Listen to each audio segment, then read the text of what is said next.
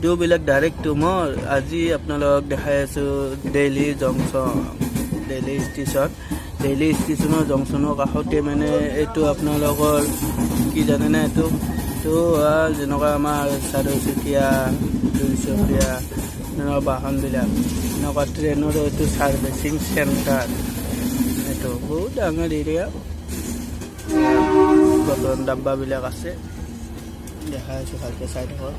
বহুত ডাঙৰ এৰিয়া ইয়াৰ ভিতৰত গাড়ী সোমাই দিয়ে ইঞ্জিন ডাব্বা চব সোমাই দিয়ে ইয়াত বস্তু মাখা আছে তো আপোনালোকে চাই থাককচোন